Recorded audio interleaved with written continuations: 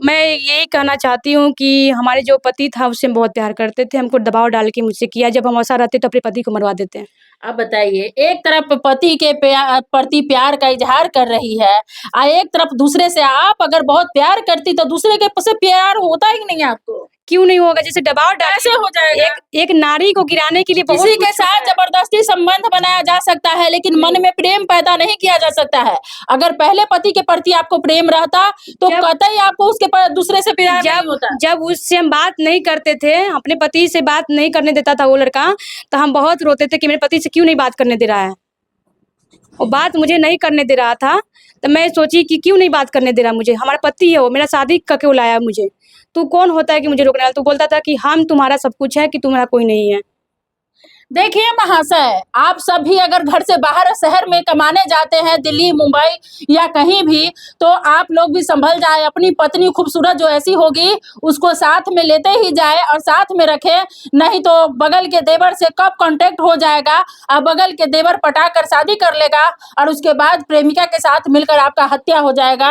इसका कोई ठीक नहीं है। बेचारी तो अपने पति को नहीं मारी, लेकिन आप देखते हैं लगातार अपने पतियों के साथ क्या क्या करती है महिला, आप देख रहे हैं। इसीलिए संभल जाए, अपने पति के साथ पत्नी के साथ रहे, नहीं तो आजकल शरीर के भूख के लिए कुछ भी कर सकता है लड़का और लड़की। इतना आप ख्याल रखिए। इसीलिए अपने पति और अपने पत्नी के साथ रहे, कोई भी गलत कदम ना उठाए, कभी भी किसी के प्यार में आकर किसी का हत्या ना करे। इतना है, आप कानून के दायरे में रहे, पति है, पति के साथ रहे, प्रेमी से प्रेम करते हैं, लेकिन कोई गलत कदम ना उठाए। मुझे यहाँ पे मारा जाता था, यहाँ पे घर में जब शादी होकर हम यहाँ पे आए थे, तो यहाँ पे मारा जाता था। मैंने जैसे कि छोटा-मोटा बात के लिए, जैसे कि मेरा हस्बैंड हुआ, कोई साली हुआ, कोई लड़की हो, मुझे पता नहीं था। कोई एक दिन का लड़की शादी होकर यहाँ पे आएगा तो कोई आदमी किसी को कोई गलती नहीं समझेगा कि मेरा पति किससे बात कर रहा है। तो हम ये सोचते थे, तो मेरा घर में सब आदमी से मारता पीटता था, तो लड़का मुझे बोलता था कि तुम इस घर के लायक नहीं हो। अच्छा, आप जब यहाँ शादी करके आए तो आपका पति किसी साली से या किसी से बात करता था? हाँ, किसी से बात करते थे, जैसे कि, तो मुझे पता नहीं कि कौन लड़की था, तो मुझे जैसे कि इतना ही पता था कि मुझे जैसे कोई लड़की से बात कर रहा है, तो लड़की मुझसे बात करती थी, पता नहीं कौन था, मुझे नहीं मालूम। फिर उसको बाद जैसे कि हम यहाँ पे आए शादी को, तो मुझे मारने पीटने लगा। उसके बाद मेरे ब्रेन में चोट लगा, उसको ब्रेन में हमको इलाज चलता है पटना का।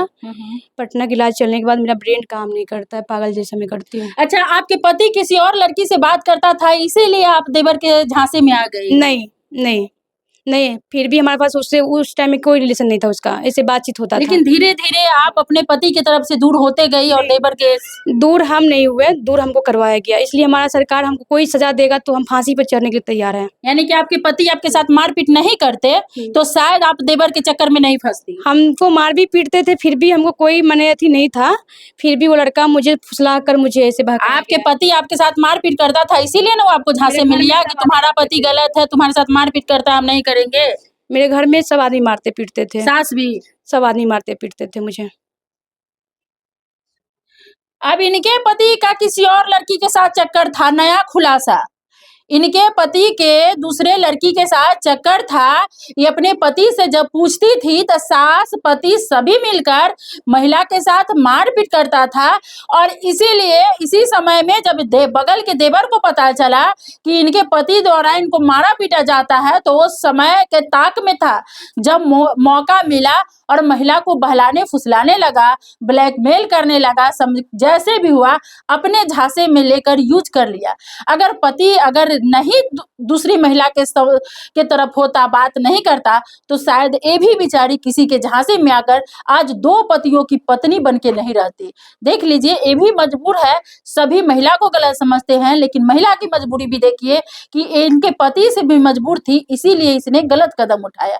बाकी आपको वीडियो कैसा लगा कमेंट करें और वीडियो अच्छा लगे तो शेयर करके लोगों को सतर्क जरूर करें।